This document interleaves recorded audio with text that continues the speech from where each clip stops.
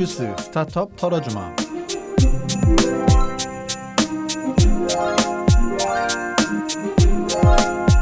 네, 안녕하세요. 이슈스 스타트업 털어주마의 반장 MC 주반장입니다. 이슈스에서 막내 역할을 담당하고 있는 상디입니다. 네, 미니멀리스트 이타코입니다. 네, 가벼운 군시입니다. 네, 까칠함을 담당하는 링고입니다. 반갑습니다, 여러분. 또 야심차게 시작을 해봤어요. 어색하네요. 네, 타코님 어떻게 된 일인가요? 저희가 네. 방송의 퀄리티를 높이고자 다양한 걸 시도해보고 있고요. 그것의 일환으로 이제 오프닝 멘트를 네. 이제 한 명씩 돌아가면서 아마 테스트를 해볼 예정입니다. 그럼 이제 이제까지 주반장의 또 오프닝은 별로 퀄리티가 안 좋았다? 뭐 이런 건가요? 약간의 뭐랄까 구태의연하고 약간 촌스러움이 좀 느껴지지 않았나라는 나름의 피드백을 받은 게 있었습니다. 그렇군요. 저희는 이렇게 항상 열려 있습니다. 피드백에 항상 수용하고 이렇게 업그레이드한 자세를 해보도록 하겠습니다. 스타트업의 자세라는 것이 이런 린 스타트업이라는 시장이 원하는 것 항상 이렇게 그렇습니다. 여러분 저희가 이렇게 스타트업 정신으로 똘똘 뭉친 5명. 자, 우리 상대님 네. 주변의 지인들이 뭐 막내 컨셉 괜찮다고 했다는데 그 무슨 말인가요? 저희는 하나도 안 괜찮은 것 같은데요. 그래요? 네. 일단 제가 많은 사람한테 못 알리고 네. 몇 명? 동생 동생. 한 명입니다. 동생 한 명한테 얘기했는데 네. 동생이 별로 안 친한데 네. 칭찬을 하더라고요. 오. 컨셉이 괜찮다. 그리고 막내 플러스- 컨셉 네, 괜찮다. 막내 괜찮다. 역시 핏줄밖에 없네요. 네, 역시 그거 또 한 번 느꼈고요. 그리고 타코님 목소리가 좋다고. 정확히는 재밌다고 해주셨죠. 재밌다고. 플러스로 목소리도 좋다고 했습니다. 아이고 감사합니다. 지금 방송 여러분 나가지 마세요. 저희 이런 자화자찬한 프로 아니니까 잠깐만 기다려주세요. 자, 그 사이에 그래서 저희가 그래도 여러분 순위도 좀 나오고 이 경제에서 저희가 좋아하는 이진우의 팟캐스트랑 같은 라인업의 경제에서 영광입니다. 영광이죠. 네, 영광입니다. 자, 그래서인지 몇몇 분들이 댓글 남겨주셨어요. 가장 먼저 남겨주신 드로잉 터틀님, 타코님 한번 읽어주세요. 드로잉 터틀님께서 스타트업이 궁금해서 듣기 시작하셨다고 그래서 생각보다 재밌고 반장님의 진행이 매끄러우시다고 네, 말씀해 감사합니다. 주시면서 궁금한 점이 있다고 이제 질문을 몇 개 주셨는데요. 네. 왜 스타트업의 양성에 힘을 주는 것일까? 그 이유가 기존 회사 구조에서 소화가 불가능해서인지 이제 이런 생각을 하셨다고 하고 그다음에 위워크에서 스타트업들을 모아서 뭔가 인큐베이팅도 아닌 뭐 전 세계 투자자들을 연결하겠다는 위워크 랩스를 서비스한다는 뉴스를 보셨다고 그 옛날 벤처 열풍 때를 이제 생각이 나신다고 하셨습니다. 감사합니다. 드로잉 터틀님 저희 이 백지 같았던 후기 댓글란에 이렇게 남겨주시기 되게 쉽지 않은 일이거든요. 이거 용기가 있어야 하는데 이렇게 남겨주셔서 진심으로 감사드리고요. 앞으로도 잘 들어주시기 바랍니다. 자, 일단 그러면 뭐 우리 터틀님에게 꼭 답변을 해준다기보다는 한번 생각해볼 만한 문제이긴 한 것 같아요. 그렇죠? 여러분 어떻게 생각하세요? 왜 이제 최근에 유독 더욱 스타트업 양성에 뭐 정부도 그렇고 또 이 위워크처럼 뭔가 인큐베이팅을 통해서 뭔가 투자가 연결해준다는 위워크 랩스 같은 어떤 프로모션도 그렇고 이런 움직임 왜 갑자기 이렇게 많아진 걸까요? 어떻게 생각하세요, 여러분? 저는 이거 보면서 그 두 가지 생각했는데요. 한 가지는 일단은 이게 스타트업 관련된 투자한 게 최근 일은 아니고 어떻게 보면 적극적으로 투자를 시작한 거는 박근혜 정권 때부터 시작을 한 거예요. 그때 네. 박근혜 정권이 출범하면서 그 창조경제라는 타이틀을 밀면서 맞아요. 전국의 창조경제혁신센터라는 창업지원센터를 18곳이나 설립지었고 그렇게 하면서 지원을 어떻게 보면 5년 이상 가까이 했죠. 5년에서 6년 가까이. 맞아요. 그런데 어떻게 보면 이렇게 언론에도 많이 회자되고 이게 어떻게 보면 전 국민이 알게 됐던 것들은 그 2014년도부터 지원했던 스타트업들이 이제 서비스가 보편화돼가지고 일상생활에 많이 쓰이다 보니까 사람들이 더 체감하기에는 스타트업의 존재도 많이 알게 됐고 투자도 많이 하는구나 이렇게 더 느끼는 게 아닐까. 정권 차원에 당연히 과거에 비해서는 투자액이 많이 늘어났긴 했지만 그래도 일상생활에 느끼는 체감 자체가 좀 다른 것 같아요. 그래서 더 그렇게 느끼시는 것 같고 그리고 두 번째는 일단은 제 생각에는 우리나라가 그냥 좀 보통 미국이나 일본의 그런 경제 정책을 많이 따라가잖아요. 네. 근데 이게 조금 긴 얘기지만 어쨌든 2008년도 때 글로벌 금위기가 난 이후로 미국에서 또 스타트업 열풍이 엄청 커졌어요. 맞아요. 그때 뭐 우버나 에어비앤비가 동시에 나와가지고 그런 것도 있지만 과거에 그 투자자들이 투자했던 금융산업이나 고전 산업들이 조금 휘청거리면서 그 돈에 대해서 좀 어떻게 좀 회전시키고자 했던 대상이 스타트업으로 바뀌었고 아. 그러면서 미국에서 스타트업 열풍이 불면서 맞아요. 우리나라도 같이 고전 산업이 조금 쇠락하면서 스타트업 쪽에 돈이 조금씩 몰리고 있지 않나. 당연히 그 X가 좀 작긴 하지만 그래도 좀 그게 좀 의미 있는 변화가 있지 않을까 하다 보니까 뭐 국가적으로도 뭐 정권적으로도 국민 전체적으로도 스타트업이나 벤처에 좀 관심을 갖고 열풍이지 않을까 네, 그런 생각을 좀 했습니다. 네. 어떻게 생각하세요, 링건님? 저도 사실 두 번째 이유는 비슷한 생각을 했었거든요. 그러니까 기존 회사 사실 시장엔 돈이 늘 넘쳐나죠. 뭐 돈 많은 사람들은 언제나 돈이 있으니까. 네. 근데 이제 그래서 그분들의 늘 고민은 어디다 투자를 해서 내가 자본소득을 올릴 수 있을까의 네. 측면에서 이제 점점 기존 회사들에 투자하는 게 이제 수익률이 변변치 않게 되는 거죠. 그렇다 보니까 그런 돈들이 조금 도박은 되지, 확률은 좀 낮지만 그래도 한번 터트리면 대박을 터트리는 우리 스타트업 씬까지 이렇게 흘러 내려온 거 아닐까라는 생각을 저도 하면서 이 댓글 보면서 그런 생각을 했었고요. 한 가지로는 이게 아마 제가 2화 때인가 1화인가요? 그 중소기업과 차이 얘기할 때도 언급을 했었는데 이 스마트폰이 생기면서 이 모바일 앱 서비스를 만드는 스타트업들이 굉장히 많아지고 그게 지금 한 10년 좀 넘었죠.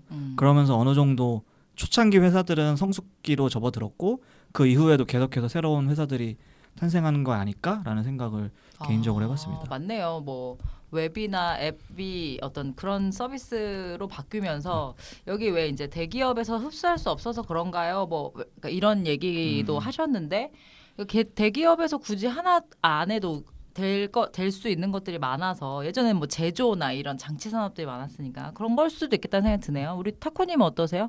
뭐 말씀하신 부분 다 대부분 동의하고요. 이제 조금 정부 입장에서는 이제 뭐 몰리는 돈이라든가 이제 그런 거를 해소하는 방안도 있고 뭐 요즘 워낙 많이 사용되는 단어 중 하나인 4차 산업혁명에 뭐 앞서서 이렇게 대비한다라는 긍정적인 이유도 있겠지만 또 다른 점은 이제 최근에 이제 고용률이라던가 이런 청년 실업률의 이슈에 있어서 창업을 유도하는 것이 고용률을 낮추는 데에 일부적인 효과도 그렇죠. 있거든요. 지금 링고님께서 너무 공감을 크게 해주시는 것 같은데 아마 이 부분에 대해서 더 하실 수 있는 말씀이 있을 것 같습니다. 어떠세요? 일전에 사석에서 장병규 의장님을 뵌 적이 있었는데 장병규 의장님이 딱 그 말씀하셨어요. 사람 무조건 많이 뽑아라. 지금 나의 미션은 그 청년 실업을 해소하는 거니까 스타트업 너네들한테 돈을 주진 않으셨죠. 아무튼 투자를 더 활발하게 할 테니 고용을 더 많이 좀 해라. 창업도 음. 많이 해라. 이런 얘기를 하셨거든요. 그래서 맞아요. 지금 4차 산업혁명위원회 위원장. 네네네. 그리고 아마 당시 박근혜 정부 때도 이제 뭐 정치적 성향을 떠나서 분명히 맞아. 스타트업들에게는 굉장히 당시에는 굉장히 좋은 정책들도 많이 있었거든요. 그런데 그 일부 중 하나도 아마 목적은 이제 청년 실업을 일정 부분 해소할 수 있는 돌파구 중 하나로 스타트업이나 이런 청년 창업을 육성하는데 좀 기울였었던 것 같습니다. 실제로 그게 효과가 있었을까요? 어떻게 생각하세요? 저는 일정 부분 도움이 분명히 됐었다고 생각을 하고요. 그 당시에 이제 창업을 한 대학생이나 아니면 갓 졸업한 뭐 그 친구들 포함해서 그런 부분은 그러면은 그 집계를 할 때는 청년 실업이 아니게 되는 거잖아요. 네, 그러면서 일정 부분 도움이 되지 않았을까. 정확한 지표는 자세히 모르겠습니다만. 네, 저도 어느 정도 도움이 됐다고 생각을 하는 게요. 좀 한 4, 5년 전만 해도 대학생들 졸업할 때 스타트업으로 바로 간다는 생각을 맞아. 거의 안 했던 걸로 전 맞아요. 기억을 하거든요. 당연히 대기업부터 생각을 하고 이랬는데 요새 워낙 뭐 취업이 어렵기도 하거니와 또 동시에 스타트업으로 커리어를 시작해도 뭐 나쁘지 않다. 잘만 하면 오히려 더 좋을 수도 있다라는 얘기들이 좀 흘러 들어가면서 뭐 지금은 대학교 졸업하고 바로 스타트업으로 오는 경우도 종종 있는 것 같습니다. 또 요즘 강연들 보면 대기업에서 몇 년간 일하다가 나와서 다시 창업하거나 다른 일을 찾는 사람들의 케이스가 굉장히 많아져서 아마 대기업으로 쏠린 현상이 좀 줄어들지 않았나라는 생각도 듭니다. 꾼씨님 말씀대로 이제 성공 사례가 맞아요. 성공 스토리가 이제 많이 나와 있으니까 맞아. 이제 그런 쪽으로 분위기나 어떤 사회적 인식이 변화되는 거는 되게 긍정적인 효과라고 생각을 하고요. 특히 이제 저희는 미국 쪽에 아무래도 그런 레퍼런스를 많이 보게 되니까 미국 쪽에서 이미 뭐 되게 많은 기업들이 스타트업으로 시작을 해서 성공했던 사례들 맞아요. 그리고 이제 그거에 반추해서 우리나라에도 약간 그런 성공 사례들을 보이면서 많은 사람들이 이제 저런 스타트업을 시작을 해도 자기가 생각하는 어떤 일종의 뭐 성공이라던가 어떤 인생의 목표를 쟁취할 수 있구나라는 긍정적 효과가 있습니다. 반면 스타트업은 너무 힘들기 때문에 이제 그 전에 좀 더 자세히 어떤 업계에 대해서라던가 좀 더 현실을 좀 알고 좀 접근하시는 게 더 도움이 되지 않을까 싶습니다. 갑자기 얘기 들으면 생각한 게 한 5년 전에는 뭐 10년 전도 뭐 그랬을 수 있지만 스타트업 간다는 얘기조차도 없었고 그 말씀하신 대로 만약에 내가 졸업을 하고 바로 뭔가 창업을 한다고 하면 와, 너 돈 많아? 너 사업해? 약간 이런 느낌이었는데 지금 생각해보면 이제 뭐 정부 주도든 민간 주도든 어쨌건 스타트업을 좀 하면서 그래서 아마 우리 터틀님이 보셨을 때도 그런 움직임이 많아 보일 수도 있을 것 같고 그리고 아까 우리 상대님이 얘기하셨던 그 미국 서브프라임 모기지 이론 생기고 나서부터 어떤 그런 돈들을 뭐 그 샌프란시스코 쪽에 막 그렇게 하면서 된 것도 있다라고 생각하면서 중국을 생각해 보니 중국도 막 그런 거를 되게 육성하잖아요. 그 정부에서. 이거는 일종의 꼭 우리나라의 어떤 그런 흐름이라기보다는 글로벌적인 흐름이 아닌가라는 생각이 듭니다. 또 우리나라도 어쨌거나 경제적으로 낙수 효과는 효과가 없다는 게 판명되면서 그리고 중국이나 미국의 성공한 스타트업 예시가 오면서 아마 정부 쪽에서도 대기업이나 관공서나 SOC 투자보다는 직접적으로 있는 스타트업이나 조그만 창업 지원 쪽으로 돌리지 않았나라는 생각이 듭니다. 맞아요. 어떻게 보면 대기업에서 뭐 삼성전자도 이번에 크게 반도체 공장을 짓는다고 해도 실제로 고용 창출되는 인원은 진짜 맞아요. 별로 없잖아요. 자동화도 많이 되고 하다 보니까 근데 스타트업은 대부분 맨먼스로 움직이다 보니까 그러다 보니까 고용 창출률은 훨씬 좋죠. 네. 그렇습니다. 그래도 뭐 스타트업 어렵다고 하셨는데 얘기 들으면서 뭐 공무원 준비로 한참 몰리던 시절이 있었잖아요. 사실 대졸이든 고졸이든 친구들이 학교 그러니까 학교 졸업하고 나면 지금도 물론 뭐 많이 하고 있지만 그래도 뭐 세상에 안 힘든 일은 없으니까 이렇게 스타트업을 하면서 자기의 어떤 역량을 길러가는 것도 좋지 않나라는 생각이 듭니다. 그게 뭐 약간 멀어진 얘기긴 하지만 밀레니얼 세대들이 등장하면서랑도 좀 맞물리는 것 같아요. 그러니까 어떤 측면이요? 그 요새 유행하는 책 중에 뭐 90년대생이 온다에 또 제가 읽진 않았는데 막 이런 내용이 있을 거예요. 그러니까 그런 그 젊은 친구들은 뭐 약간 미래를 위해서 현재를 희생하기보다 지금 당장의 뭐 행복 이런 거를 쫓고 네, 그래서 안정성보다는 당장의 뭐 행복이나 이런 것들. 맞아요. 뭐 욜로도 그렇고. 안 읽어보고 어떻게 그렇게 하시죠? 그냥 주워들은. 워낙 그 책이 이슈여가지고 이슈 맞아. 쓰여서. 잘한다. 근데 뭐 읽어본 친구들은 사실 래퍼. 별 내용 없다고들 하더라고요. 그러니까 이제 그런 거죠. 예를 들어서 우리는 그래도 조금 맞닿아 있는 사람들인데 예를 들어 50대 이상이시라든지 부장님들. 그렇죠. 그분들은 막 너무 새로우실 수 있을 것 충격적인 같아요. 내용. 그래서 그런 것들이 있죠. 그래서 저희가 한번 이렇게 댓글 남겨주시는 게 되게 좋은 것 같아요. 이렇게 생각할 수 있구나. 그래서 그 옛날 벤처 열풍 이분도 저희랑 약간 비슷한 세대가 아닐까. 저도 두 가지를 왜냐하면 벤처 열풍을 책에서 봤어요 하는 게 아니고 지금 그 옛날 하셨거든요. 이분 앞으로 잘 부탁드립니다. 잘 부탁드립니다, 터틀님. 그래서 터틀님 좋은 소재 던져주셔서 저희도 한번 좋은 생각할 수 있었던 시간이었던 것 같고요. 그 뒤에 게스트 1171님도 다음 편이 기대됩니다 라고 하셨어요. 네, 감사합니다. 저희가 일주일에 한 번씩 꼭 올릴 수 있도록 열심히 해보도록 하겠습니다. 자, 그래서 오늘은 무슨 얘기? 네, 오늘은 좀 저희가 기존에는 뭐 여러 가지 얘기를 했잖아요. 근데 오늘의 얘기는 네. 스타트업 엑싯 관련돼서 좀 논의를 하려고 하고 있어요. 엑싯. 네. 저희가 이제 좀 기획을 나름대로 한 게 한 주는 스타트업의 어떤 개념들, 뭐 어떤 이렇게 시스템들이라고 해야 될까요? 그런 것들에 대해서 한번 얘기해보고 두 번째 주에는 이제 스타트업 정말 털어주는 한 기업을 잡아서 한번 이렇게 심층적으로 같이 얘기를 해보자 이렇게 하기로 했습니다. 그래서 아마 저번 방송에는 여러분들이 킥고잉 재밌게 들으셨을 거라 생각하고요. 오늘은 엑싯이 뭔가요? 제가 먼저 얘기를 하겠습니다. 네, 그냥 또 옆에 앉아가지고 피하려고 일찍 왔는데 더 일찍 온 사람들이 있어가지고 제가 그래 세 번째로 왔는데 한 시간 전에 와 있어야 돼. 한 시간 전에. 그렇게 맘먹고 오겠습니다. 일단 엑싯은 보통 투자 용어로 많이 쓰이는 거고요. 그래서 뭐 사전적인 의미는 뭐 출구나 뭐 퇴장, 네. 뭐 떠나감 이런 뜻인데 결국은 그 투자자들이 투자를 하고 그 투자금 회수할 때 그 과정에 대해서 보통 엑시트라고 표현을 많이 합니다. 근데 스타트업에서는 뭐 크게는 창업자 관점이랑 투자자 관점을 나뉠 수 있는데 창업자 관점에서는 자기가 처음에 주식을 가지고 사업을 진행하다가 그 주식을 어떻게 보면은 다른 쪽에 매각하면서 돈을 그 주식만큼의 가치에서 돈을 받는 거. 그다음 투자자 입장에서는 그 주식에 투자를 하고 그 주식 가치가 높아져가지고 다시 주식을 팔고 나올 때 그 투자 관점에서 이렇게 크게 두 가지로 나뉘는 것 같고요. 예. 아니 왜냐면 엑시트라는 단어를 스타트업 업계에서만 주로 쓰잖아요. 그렇죠? 그렇기 때문에 뭐 한번 여쭤봤어요. 엑시트 뭐 엑시트 전략이라고 저희가 한번 우리 해봤잖아요. 엑시트 전략들은 혹시 뭐가 있나요? 뭐 일단 기본적으로 스타트업 엑시트라고 하면은 가장 크게는 두 가지 네. 방법이 있겠죠. 하나는 IPO, 그 주식 상장 네. 하는 게 있고 아니면 M&A 인수합병되는 맞습니다. 두 가지가 있습니다. 인수합병이라고 하면 어떤 걸 말하는 걸까요? 뭐 일단 단적인 예로 인수합병은 말 그대로 좀 더 큰 기업에 이제 인수가 되는 거고요.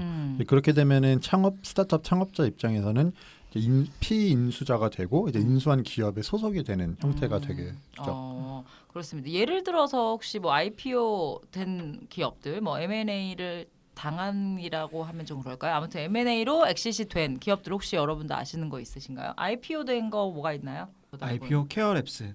케어랩스가 하고 이게 우회 상장 형태로 해서 하는 케이스들이 있기는 한데 이제 좀 더 설명을 덧붙이자면 국내 같은 경우는 IPO보다는 M&A 쪽에 좀 더 무게감이 많이 있는 것 같더라고요. 스타트업의 경우에는. 네. 해외 같은 경우는 사례가 워낙 많기 때문에 어느 쪽에 더 무게가 있다고 말하기는 쉽지 않지만 IPO도 되게 많이 있거든요. 특히 미국 네. 같은 경우는 워낙 그게 활성화가 되어 있어서 뭐 가장 그 큰 특히 올해 같은 경우는 IPO로 상장하는 스타트업이 되게 많을 거라는 기사가 나올 정도로 뭐 우버, 리프트는 이미 했고요. 네. 되게 역대급으로 큰 어떤 기업 가치로 상장을 했고 뭐 에어비앤비, 위워크, 뭐 펠런티어, 그다음에 식료품 배달 업체라고 하는 포스트메이트도 지금 준비되어 있고 슬랙. 아 맞아. 슬랙 되게 네. 신기했었는데. 이제 이런 식으로 해서 이제 상장하는 케이스들이 많이 있어서 이제 상장이 된다면 그냥 말 그대로 이제 주식 시장에서 그 회사의 지분을 거래를 할 수 있게 되는 거죠. 그렇습니다. 그래서 일단은 이런 그 상장 후보네요. 지금 우리 타코님이 적어놓으신 게. 이제 리프트와 우버는 이제 올해 이미 했고요. 네. 그다음에 아까 말씀드렸던 거는 상장 후보들에서 지금 준비 중 아니면 이제 하겠다라고 이제 의사를 표명한 기업들입니다. 그래서 여기 보니까 슬랙의 주식은 현재 장외 거래를 통해서 주당 28달러에 거래되고 있습니다. 그래서 슬랙의 가치가 총 170억 달러, 19조 7천억 원 정도로 추정된다고 CNBC가 보도했다는 얘기가 있습니다. M&A 같은 경우는 어떤 게 있을까요? 해외 같은 경우는 또 M&A 사례 가장 유명한 거는 아까 말씀하신 구글 유튜브가 있고요. 그다음에 페이스북, 인스타그램. 그렇죠. 그리고 구글이나 아마존도 그렇고요. 그다음에 페이스북도 그렇고, 그다음에 중국 BAT라고 하는 텐센트, 바이두, 그다음에 알리바바도 되게 작은 스타트업을 인수를 되게 많이 해요. 맞아요. 되게 많이 해서 이제 좀 나중에 나올 얘기기도 하고 에코하이어라고 해서 어떤 기술이나 서비스보다는 그 인력을 가지고 뭔가를 하고 싶어서 이제 에쿼지션과 하이어의 이제 복합적인 그 단어로 만든 건데 그런 식으로 해서 아예 그 스타트업의 어떤 인력과 능력을 사는 형태도 가능하고요. 이거 얘기 나온 김에 에코하이어 그죠? 에퀴지션과 하이어의 합성어인데 이거에 대해서 조금 얘기를 해주세요. 국내 사실 최근에 굉장히 좋은 사례가 있는데요. 그 공유 차량을 하는 소카가 이제 비트윈이라는 커플 메신저를 만들던 VCNC를 사서 이제 비트윈 서비스는 더 이상 안 하고 그냥 VCNC 그 팀원들에게 하고 싶은 거 해봐라라고 해서 이제 VCNC 친구들이 열심히 그 고민을 해서 나온 게 타다. 사랑합니다, 타다. 잠깐만 그러면 비트윈 이제 없어요? 그러니까 서비스는 아직 하고 있습니다. 어차피 그거는 스테이블하게 됐으니까 유지 보수 정도만 하면 자회사로 있지 않나요? 소카 자회사로 있는 거. 네, 그러니까 자회사로 네, 있는 자회사. 거죠. 네, 그러니까 그 서비스는 계속 하되 그 맨파워가 좋으니까 그걸 이제 인수합병하면서 그분들도 하이어했다라는 거죠. 맞습니다. 그렇군요. 그래서 당시에 이제 그 VCNC 대표님도 페이스북에 글을 쓰셨고 소카의 대표님도 페이스북에 글을 쓰셨는데 약간 그 피인수 되는 사람과 인수자의 그 관점이 조금씩 보여서 되게 재밌었거든요. 왜냐하면 예를 들어서요. 그러니까 사실 VCNC는 이 비트윈의 그 수익화에 실패했다고 봐도 되거든요. 맞아요. 비트윈 계속 들고 있었고 해외 진출도 굉장히 많이 했지만 결국은 더 크게 성장을 못했기 때문에 그 타이밍에 이제 어떤 좀 큰 전략적 선택을 해야 되는 상황이었고 그 상황에서 이제 소카에서 이제 손이 오니까 고민을 하다가 잡았다 뭐 이런 식으로 이제 얘기를 하셨고 오히려 이제 소카 쪽에서는 뭐 이번에 좋은 친구들을 모시게 돼서 기쁘다 뭐 약간 이런 식으로 이제 표현을 했었던 기억이 납니다. 그렇습니다. 어쨌건 꼭 이 엑싯이 잘 되는 경우만 있는 건 아니니까 뭐 VCNC도 그랬던 거 어차피 같고. 뭐 단어들이 탈출하는 거니까 탈출하는 방법이 여러 가지잖아요. 돈을 벌고 탈출하는 것도 있고 그렇죠. 아니면 폭탄을 떠넘겨서 뭐 그런 것도 있고. 예. 근데 사실 그 M&A 같은 경우에는 피인수되는 그 회사의 대표들 입장에서는 약간 아쉬움들이 있는 것 같아요. 그러니까 어떻게 엑시스 해도 M&A 됐어. M&A도? M&A 자체가 뭐 수그리고 들어가는 거니까 IPO가 훨씬 더 원하는 엑시 전략이고 M&A는 조금 이제 아쉬운. 근데 또 반대로 그 제가 방금 얘기한 거는 본인의 아이템에 굉장히 애착이 많으신 분들은 M&A를 좀 졌다 혹은 좀 아쉬운 실패 뭐 이렇게 생각을 하시는 경우가 있는 것 같고. 근데 한쪽에서는 그냥 처음부터 M&A를 노리고 맞아요. 네, 빠르게 아이템 발굴해서 어느 정도 인큐베이팅 자기가 하고 이제 엑시시키는 그런 그 연쇄 창업가들. 네. 그러니까 그런 스타트업 특히 국내 스타트업에서 이제 그런 어떤 풍토에 대해서 우려의 목소리도 있는 게 예, 말씀하신 대로 M&A를 피인수자가 당하게 되면은 뭐 기간에 따라 다르겠지만 굉장히 큰 액수를 한 번에 받게 되거든요. 이제 그거를 어떻게 보면 일종의 자신의 어떤 성공의 기준점으로 잡고 이제 어떤 그 유저를 늘린다거나 어떤 매출보다는 어떤 몸집을 키워놓은 다음에 최대한 비싼 값에 내 회사를 파는 형태로 해서 하려고 하는 것이 과연 진정한 창업가의 정신과 태도이냐라는 우려의 목소리도 좀 있더라고요. 네. 제가 과거에 좀 창업할 때 생각해 보면은 처음에 창업했을 때 투자를 처음에 받을 때 사업 계획서를 썼어요. 그게 아마 2013년도 창업 계획서 사업 계획을 다 쓰고 그다음에 처음 피칭하기 전에 뭐 아는 분들을 통해 가지고 이렇게 좀 컨설팅을 받았죠. 이거 어떻냐면 받았는데 열심히 마무리하다가 마지막에 뭐 재무계획 이런 거를 하면서 마무리가 되는데 거기에서 엑시 전략. 예, 엑식 전략이 없다고 엄청 혼났어요. 너는 너 자신도 그러고 투자자 입장에서도 출구 전략을 만들어 줘야지 돈만 넣고 땡이냐. 그래서 그런 거를 얘기하길래 저도 이거 확실히 결국 뭐 사업이라는 게 당연히 의미 있는 활동을 하고 사회적으로 플러스 되는 활동을 하는 거지만 결국은 이 사업이 돈을 벌기 위해서 하는 거기 때문에 창업자 본인도 마찬가지고 투자자는 투자자도 마찬가지고 돈을 벌 수 있는 방법들을 만들어 줘야 된다. 그게 준비되어 있지 않다고 하면은 사업 자체가 뭐 의미가 없는 것까지는 아니지만 그래 좀 부실한 부분이 있는 게 아닌가 그런 생각이 좀 들더라고요. 그래서 꼭 출구 전략을 만들고 사업하는 게 잘못됐다고는 생각 안 해요. 네, 전혀 저도 이제 엑시 전략을 뭐가 됐던 선정을 하고 접근을 하는 건 나쁘다는 건 절대 아닌데 단지 사실 아까 방금 말씀하셨던 것 중에 엑시 전략을 할 때는 가장 많이 활용되는 게 엑시 전략을 만들려면 가장 많이 활용되는 데가 IR 할 때거든요. 네. 그러니까 투자 유치를 위한 그 설명 발표를 할 때인데 그 IR을 받는 대상들은 다 VC들, 그러니까 투자자들이기 때문에 그 사람들한테 이제 보여줘야 되거든요. 자, 여러분들이 저한테 1억을 투자를 하면은 몇 년 후에 이런 로드맵을 가지고 이렇게 돈을 돌려드리겠습니다. 그렇죠. 근데 여기서 이제 조금 간극이 발생하는 게 창업자 입장에서는 우리는 여러분들의 투자를 한 돈을 벌어주기 위한 행위가 아니라 우리는 사업을 하는 사람들이고 뭐 물론 사업을 하다가 2, 3년 뒤에 좋은 M&A나 그 기회가 있다면 당연히 하겠지만 그거를 저희가 지금 당장 알 수가 없잖아요. 그렇죠. 그러니까 여기서 약간 창업자와 그 투자자의 약간 간격이 오는 것 같습니다. 그렇게 얘기하면 로드맵이 없다. 계획이 없는 창업자다. 근데 그런 이렇게 평가받죠. 얘기를 듣다 보니까 뭐 예를 들어서 뭐 예를 들어 IPO를 하겠다, M&A를 하겠다, 뭐 뭘 해도 공격을 받을 수도 있겠네요. 그렇죠. 근데 그래도 계획이 없이 얘기하는 것보다는 좀 나니까. 맞습니다.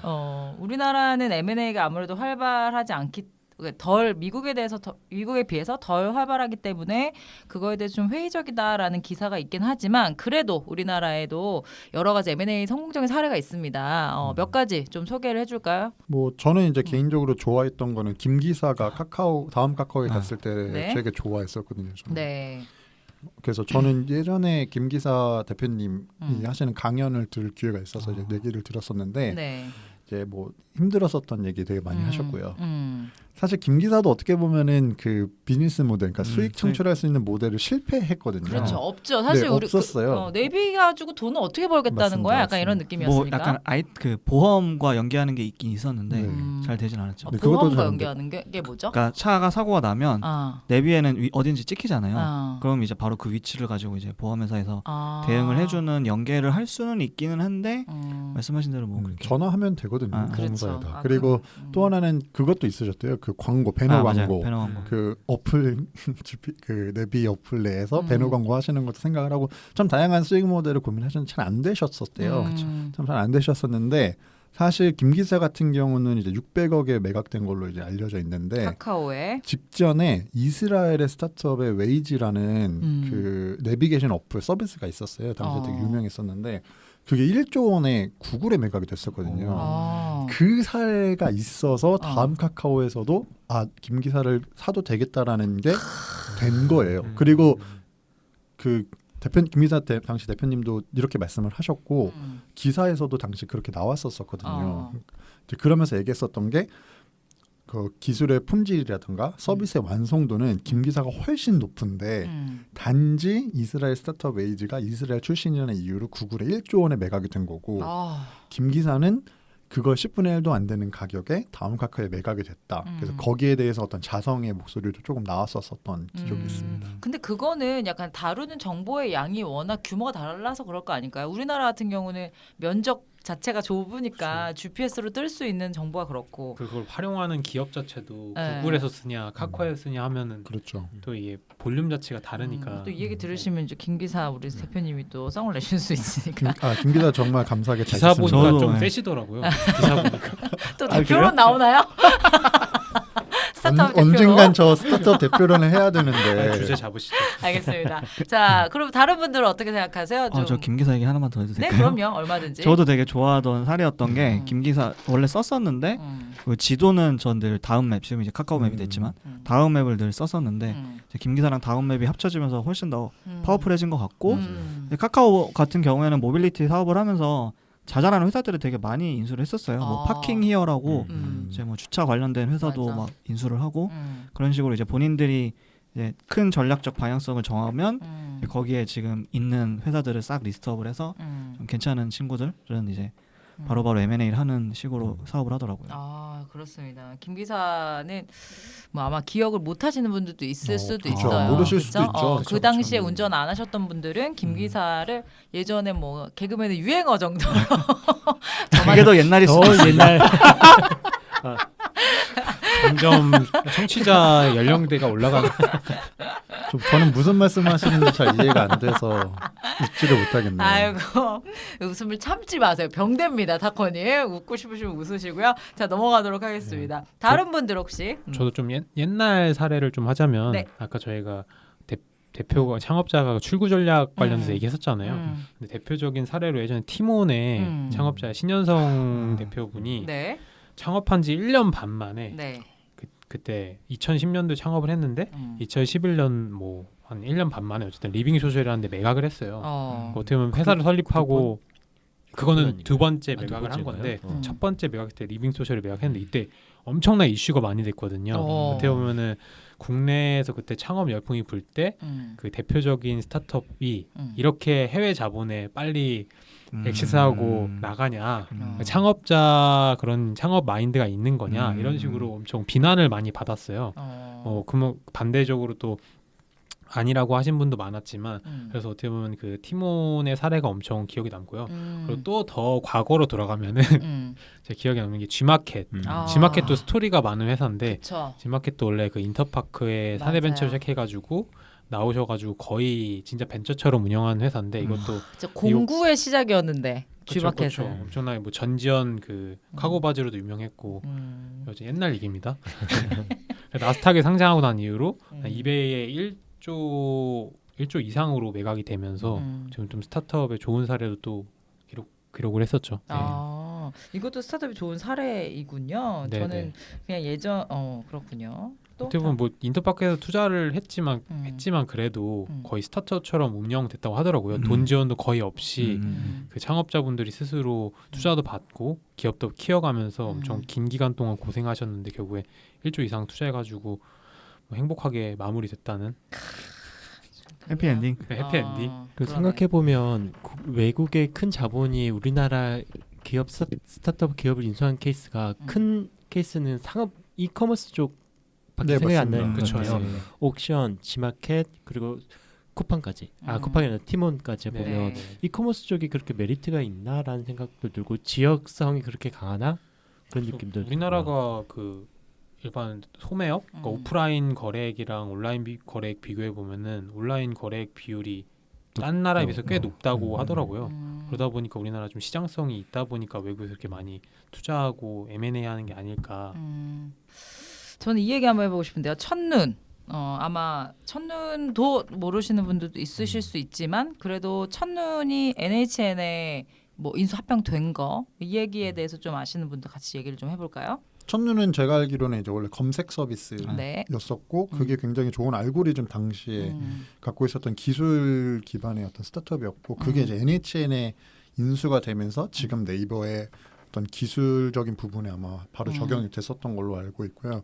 사실 첫눈이 지금 시간이 지나서 봤을 때 괄목할 만한 점은 당시 첫눈의 대표였던 장병규 님께서 이제 엑시트하면서 받았던 돈을 통해서 크래프톤을 설립을 하셨고 그러면서 또 저희가 알고 있는 많은 게임을 거기서 만들 수 있는 기반이 됐었던 거죠. 맞습니다. 첫눈이 좀 가지는 약간 그런 의미가 상징적인 의미가 있었던 것 같아요. 제가 한번 여쭤봤어요. 우리 링고님 어떠세요?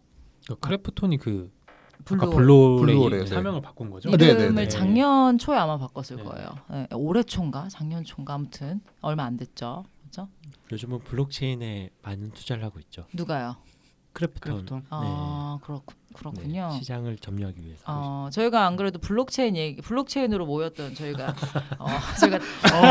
탈중앙화를 꿈꾸는 사람들입니다, 여러분. 저희가 그래서 블록체인 얘기를 하자고 사실 이번 토픽에 했는데 다들 그건 공부가 필요하다 그러면서 책을 다시 읽어야 돼요. 사실 다 까먹었어요. 더 공부하고 돌아오겠습니다. 네. 자, 그렇군요. 그래서 첫눈에 대해서 사실 저희가 술자리에서도 막 첫눈에 숨기능, 역기능에 대해서 얘기를 많이 했던 것 같은데 여기까지 해보고요. 자, 그러면은 엑싯을 실패하는 경우도 있나요? 회사 망하는 경우? 많죠. 그냥 훨씬 많죠. 그렇죠? 대부분 스타트업은 엑시트를 실패한다고 생각을 하시면 됩니다. 맞습니다. 이게 현실이죠. 왜 그런가요? 자, 그냥 저- 가장 쉽게는 저번에도 말씀드렸지만 스타트업은 1000만까지 안 될 이유가 있는 맞습니다. 조직이기 때문에. 그러니까 왜냐하면 이제 엑시 전략을 막 이렇게 얘기하면 이 방송을 들으시는 분들도 스타트업을 꿈꾸시는 분도 계실 수 있으니까. 결국 매력이 없어서 그런 거 아닐까요? 맞습니다. 그냥 서비스 자체에 대한 메리트가 없고 그렇기 때문에 뭐 서비스가 그냥 망하는 거죠.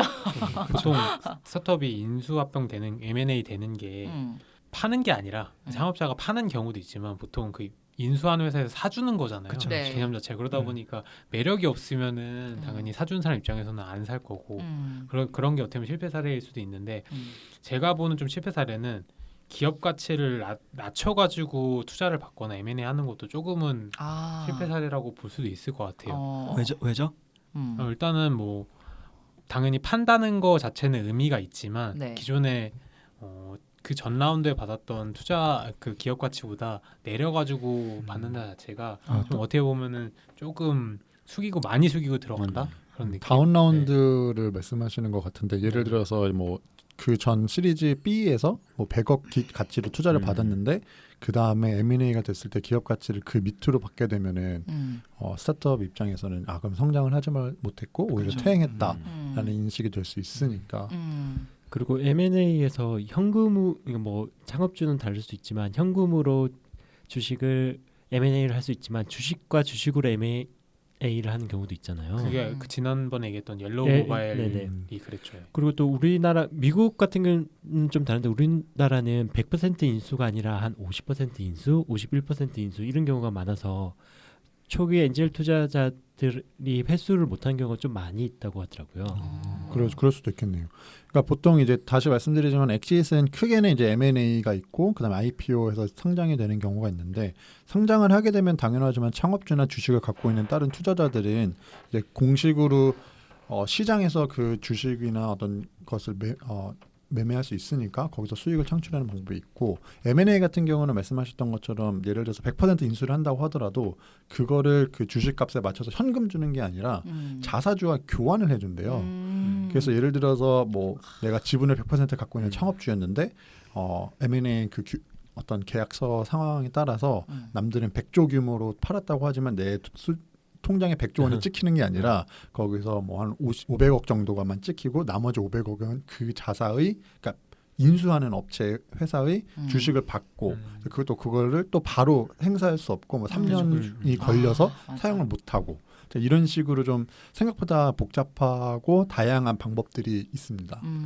최근에 이제 작년이나 올해 그런 M&A가 좀 많이 일어나고 카카오가 M&A를 좀 많이 하는 편이라 생각하는데 이전까지 보면 대기업들이 거의 M&A를 안 했었잖아요. 우리나라는 외국은 그렇죠. 우리가 소위 알고 있는 뭐 삼성, LG, SK 뭐 이런 현대 이런 데서는 안 하면 다행인데 그 인력 가지고 똑같은 서비스를 만드는 것도 있었고 대기업들이 그게 좀 우리나라는 좀 아쉬운 환경인 것 같아요. M&A 환경. 근데 반대로 사내 벤처를 통해서 내보내는 경우도 있잖아요. 뭐 NHN도 그랬었지만 그렇죠. 뭐 딴소리이긴 한데 그렇죠. M&A를 대기업에서 그렇게 해주는 경우는 거의 없죠. 그렇죠. 요즘은 이제 좀 많이 조금씩 나아지고 있는 상황이라고는 사는데 정말 어쩔 수 없지만 이제 이 타이밍에서 실리콘밸리와 해외의 시장과 비교를 할 수밖에 없는 게 일단 이번에 준비를 하면서 다시금 느꼈지만 국내 어떤 투자 업계는 아직은 성장 단계 아니면 좀 더 발전 가능성이 좀 더 많은 형태라고 되게 좋게 표정을 하고 싶고요.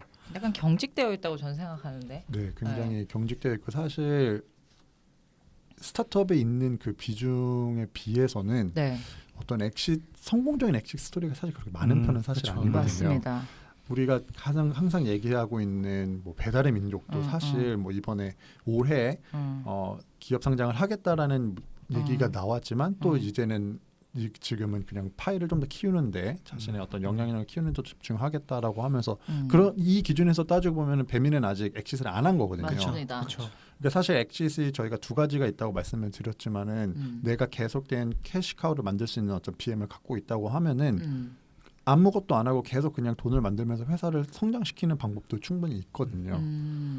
그리고 이 부분은 지금 미국 스타트업 아까 말씀드렸던 IPO를 하겠다고 하는 기업들이 갖고 있는 좀 부정적인 식견도 사실 그거고 그러니까 테슬라 상장이라고 해서 기업이 어떤 매출을 발생하고 있지는 않지만 그 가능성만 보고 상장을 시켜주는데 문제는 뭐냐면 기업이 상장이 되면 그 다음부터는 VC들이 아니라 진짜 일반인들이 주주가 되면 그럼 주주들은 당연히 이제 매출을 흑자 전환해라. 매출을 내년 대비 전년 대비 뭐 2배 올려라. 이런 식으로 압박이 들어올 수밖에 없고 그럼 그때부터는 정말 정식 기업이 되면서 뭐 스타트업 기업이 아니라는 것은 아니지만 기업이 되면서 주주의 압박을 받을 수밖에 없고 그러면은 기존의 스타트업이었을 때 하지 않았을 선택을 할 수밖에 없는 상황이 올 수도 있거든요. 근데 저는 조금 다르게 보는 게 IPO하는 게 의미가 있다고 봐요. 왜냐하면 어쨌든 뭐 카카오 다음도 그렇고 네이버도 그렇고 과거에는 스타트업이었잖아요.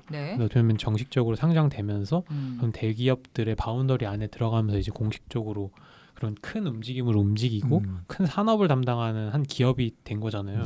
지금 우리가 말했던 배민이나 아니면은 뭐 그런 데들 야놀자 이런 데들도 지금은 스타트업이나 벤처 그쪽 바운더리에 놀고 있지만 상장을 하면서 이제 본격적으로 그런 큰 기업이 되고 되면 우리나라의 한 축이 되는 그런 의미 있는 활동을 하려면은 그런 부정적인 탁포님 말씀하신 부정적인 측면도 있겠지만 그런 시장이 나와가지고 대기업처럼 움직여야 되지 않나. 그래서 저는 아까 테슬라 상장 얘기한 것 중에 좀 아쉬운 게 카페24가 우리나라 최초로 테슬라 상장으로 상장이 됐는데 이번에 이거 하면서 기사를 보니까 지금 주가가 많이 떨어졌더라고요. 공모가 대비해서도 떨어져가지고 좀 많이 안 좋다고 하더라고요. 근데 저는 처음에 이 테슬라 상장 엄청 의미 있다고 본 게 과거에는 보통 저희가 아까 처음에 벤처기업 얘기했듯이 과거 벤처기업들은 바이오 쪽이 많았어요. 네. 바이오 쪽이 진짜 신약 개발하면서 그런 식으로 투자를 받아가지고 그때는 이런 테슬라 상장이란 게 없고 기술 특례 상장이란 걸로 받았는데 그게 한 몇 년 전인가요? 혹시? 그게 2000년대 때부터 네. 정확히 말하면 2005년에 기술 특례 상장이 도입이 됐고 네. 테슬라 상장은 2016년도에 도입이 됐는데 어쨌든 테슬라 상장의 의미가 있었던 게 기술 특례 상장 같은 경우는 바이오나 기계 같이 진짜 전문적인 진짜 기술 검증을 통해 가지고 인정받은 회사만 할 수 있었던 반면에 네. 테슬라 상장 같은 경우는 당연히 기술적인 것도 보지만 미래 성장 가능성을 보고 투자를 하기 때문에 좀 의미 있다고 봤어요. 왜냐하면 스타트업이 당연히 기술 스타트업도 많지만 그래도 그런 테크적인 고도화보다는 서비스적인 가치, 그다음 미래적인 가치를 보고 많이 투자를 하잖아요. 그렇죠. 그리고 연구 기간이 길고 이러니까. 그렇죠. 네. 그런데 그런 거에 대해서 어떻게 보면은 조금 기존보다 허들을 낮춰가지고 상장할 수 있었다는 것 자체가 의미가 있었던 것 같아요. 그러니까 뭐 얼마 전에 한 몇 년 전에 코넥스가 생기긴 했지만 네. 그 코넥스는 그래도 코스닥에 비해서는 많이 낮거든요. 그래서 거래액이나 이런 볼륨을 봤을 때는 근데 이렇게 코스닥이나 이런데 테슬라 상장 같은 형태로 상장할 수 있는 그런 길을 열었다는 게 의미 있다고 봤는데 앞으로 그래서 조금 얘기가 많더라고요. 이게 한번 카페24가 이렇게 안 좋다 해야 하나? 그래서 조금 이렇게 잘 나가지 못하니까 아쉽다 보니까 앞으로 어떤 그런 주관사에서 이걸 리딩해 갈 것이냐, 어떤 그런 스타트업에서 상장을 갈 것이냐 이런 거에 대한 논쟁이 많더라고요. 굉장히 조심스럽겠네요. 네. 근데 최근에 블랭크 그렇죠. 내년이나 내후년쯤 IPO를 준비한다는 얘기가 있어서 카페24 다음으로 하면 되게 재밌는 비교가 되지 않을까. 다음 회에 저희가 말한 리디북스도 지금 준비하고 있지 않나요? IPO로 근데 준비하고 있는. IPO 준비한 데는 다 엄청 많은 것 같아요. 근데 그것도 약간 언론 플레이일 수 있을 그쵸, 것 그쵸, 같아요. 그쵸, 맞아요. 우리 이 정도까지 잘 나간다. 됐다. 유니콘 같은 느낌이죠. 그렇죠. IPO 상장할 만큼의 어떤 성장을 했다라는 얘기. 또 뭐 공격이 들어올 수 있겠지만 전 블랭크의 어떤 거 이런 언론 플레이들을 굉장히 좀 좀 우려하는 사람으로서 이번에 뭐 새롭게 하는 것도 그렇고 과연 그걸 얼마만큼 신뢰도가 있는지 좀 궁금해요. 사실 블랭크뿐만 아니라 이 1-2년 전에 스타트업 업계의 뉴스를 전문적으로 다루는 언론이 과연 있는가라는 얘기가 제가 어디선가 뭐 공론화됐던 적이 있었던 것 같아요. 근데 실제로 뭐 매경이든 한경이든 아니면 뭐 중앙일보는 뭐 이런 식으로 뭔가 기본적으로 우리가 기존 산업에 대한 언론은 있잖아요. 그리고 예를 들어서 출입 기자라는 것도 있고 뭐 삼성, 뭐 LG 이렇게 뭐 그분들이 다 좋다는 건 아니지만 과연 스타트업의 어떤 이런 상황을 투명하다고 해야 될까요? 뭐 아니면 현실을 하는 사람이 얼마나 될까? 이런 생각이 들더라고요. 그래서 저는 스타트업에서 나오는 어떤 대부분의 기사들은 홍보에 지나지 않는다라는 생각이 너무 많이 들더라고요. 그래서 그런 부분에 대해서 굉장히 회의적인 옛 기자 지망생이었습니다. 그래서 실제로 스타트업 같은 경우에는 옛날 옛죠. 잘 나가면 당연히 좋은 뉴스가 나오는데 그러니까 실제 그 회사의 건실함과 좀 별도로 거기에 있는 PR 매니저가 좀 능력이 있거나 좀 업계에서 유명한 사람이거나 그런 경우에 이제 좋은 기사들이 많이 나오는 거를 볼 수 있습니다. 그래서 그런 것들에 크게 너무 좌지우지 되지 않으시기를 바라는 마음이 문득 듭니다. 생각보다 스타트업에 안 좋은 얘기들이 많은데 그런 것들이 잘 안 나오는 것 같아요. 공공연하게 돌아다니는 것도 많은데 그게 잘 안 나오는 게 아쉬운 것 같고 또 약간 대표분들 중에 제왕적으로 하시는 분들도 많잖아요. 그런 분들의 좀 약간 기승전 대표 기자 정신을 발휘해서 좀 많이 근데 써주셨으면. 너무 말씀하신 게 맞는 게 일단 기본적으로 일반 기업들 같은 경우는 출입 기자라던가 아니면 이미 관심을 많이 그쵸. 받고 있기 때문에 그런 부분에 대해서 조금 더 여러 가지 리소스를 투입해서 취재를 하시는 기자분들이 많은데 반대로 이제 스타트업은 아직은 사실 그렇게 맞아요. 주목도가 좀 떨어지죠. 주목도가 많이 떨어지죠. 사실 그리고 스타트업에서 그래서 대부분 나오는 기사들은 스타트업에서 보내는 보도 자료를 기반으로 만들고 맞아. 있기 때문에 당연히 우리 회사 얘기를 쓰는데 당연히 좋게 쓰겠죠. 호의적으로. 어떻게 보면 필요 이상으로 좀 더 포장을 할 수도 있고 근데 그런 부분이 여과가 더 덜 돼서 기사로 나가면은 스타트업들은 또 그 나간 기사를 다시 재활용을 해서 이제 이렇게 잘하고 있다라는 해서 일정 부분은 선수한이기도 하지만 어떻게 보면 좀 더 조심스러운. 그래서 뉴스로 그 기업의 약간 내부를 짐작하기도 해요. 이 타이밍에 저 회사에서 왜 이런 기사를 냈을까? 맞아요. 그 인터뷰도 이제 대표님들이 인터뷰하는 경우는 뭐 당연한 건데 대표님이 아니고 가령 뭐 CEO가 갑자기 인터뷰를 한다거나 하면 이제 저기 뭐 뭔가 내부에 어떤 뭐 일이 있겠구나라는 생각을 좀 하고요. 아까 군신님이 리디북스 얘기해서 다시 저희 M&A로 돌아가면 리디북스가 최근에 되게 좋은 M&A를 했다고 생각을 들어서 말씀을 드리고 싶은 게 제 책끝을 접다라고 페이스북을 통해서 도서 마케팅을 하던 굉장히 디노몬트 회사 이름이 디노몬트죠. 네. 맞습니다. 굉장히 작은 회사였는데 일종의 커뮤니티 정도 아니었을까요? 네, 맞습니다. 그렇죠? 맞습니다. 그래서 원래는 마케팅 제휴 하려고 만났다가 그 얘기를 하다가 그냥 우리 같이 하자라는 식으로 돼서 M&A가 진행이 됐었고 그리고 또 최근에 아웃스탠딩을 인수를 하면서 그거는 좀 말들이 있는 것 같아요. 네. 뭐 M&A 해서 시너지가 날 수 있을까라는 얘기들이 좀 일각에서 뭐 들리긴 하지만 최근에 좀 재밌는 아웃스탠딩도 마케팅을 하다가 만나지 않았나요? 인수합병. 그랬을 거예요. 네. 다 마케팅하다 만나네요. 리디는 아웃스탠딩이 어떻게 마케팅을 같이 협업. 매체가 되잖아요. 그리고 뭐 컨퍼런스 같은 것도 많이 여니까 기사? 그럼 혹시 아닙니다. 잠깐 나쁜 생각 해봤어요. 뭐 콘텐츠를 잠시 제휴일 수도 있고, 네. 그렇죠. 그렇습니다. 그래서 어쨌건 우리 스타트업의 엑싯은 뭐 M&A와 IPO가 있고 그런 방법들에 대해서 간단히 얘기를 해봤고요. 뭐 그 사례들도 얘기를 하면서 현재 한국의 어떤 엑싯 전략은 굉장히 제한적이다라는 생각이 듭니다. 현재 엑싯 전략에 대해서 그냥 자신이 총평을 한번 해본다면 어떻게 될까요?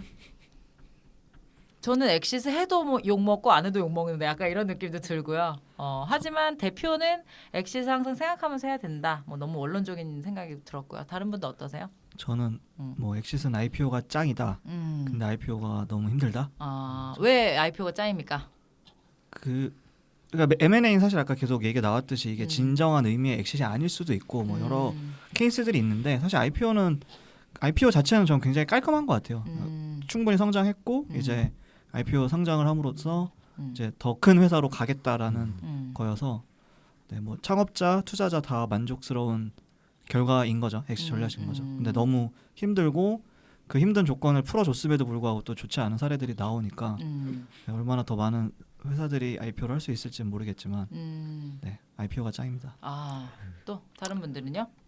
저는 욕 먹어도 좋으니까 엑싯 하면 좋겠다고 생각을 하고요. 네. 또 엑싯은 귀천이 없다.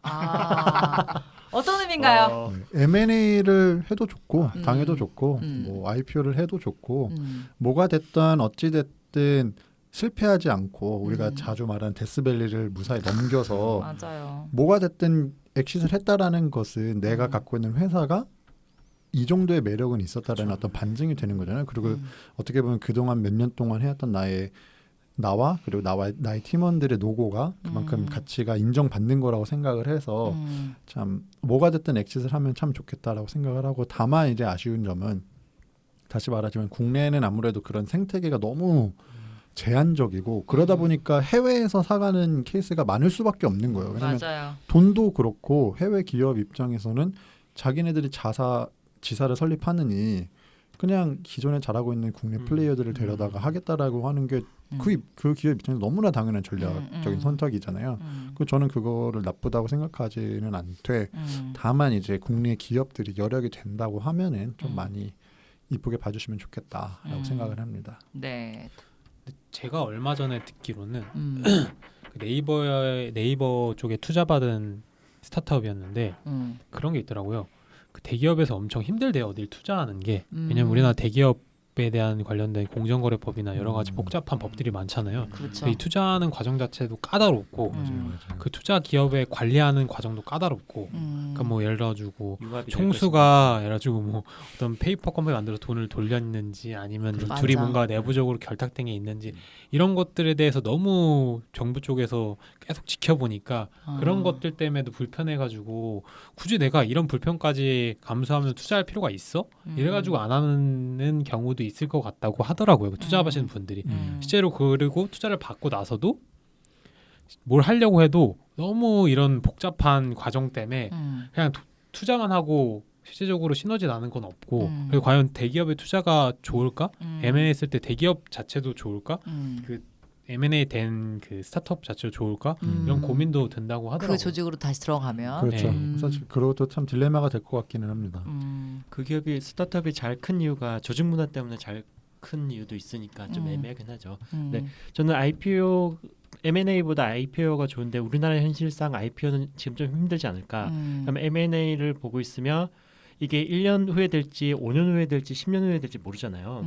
그래서 만약 스타트업을 한다면 그냥 자기가 꼭 필요한 서비스를 팀빌딩을 잘해서 팀빌더를 잘해서 좀 길게 잘 운영하는 방향으로 가는 게 좋지 않나라는 생각 가지고 있습니다. 그렇습니다. 어쨌건 좀 제반 사항들이 잘 이루어져야 될 것 같은데 어쨌건 스타트업의 엑싯, 뭐 IPO와 M&A에 대해서 얘기를 해봤고요. 앞으로도 어쨌건 스타트업 업계 들어가는 많은 사람들이 엑싯을 잘해서 좋은 결과를 만들고 싶어서 가는 거기 때문에 열심히 일하시는 모든 스타트업 엑싯을 잘 하시기 바랍니다. 아무튼 그렇습니다. 그래서 엑시트 전략에 대해서 한번 얘기를 해봤고요. 뭐 저희가 뭐 한 번 얘기하고 끝나는 건 아니니까 앞으로 또 궁금하신 내용 있으면 한번 얘기해 보도록 하겠습니다.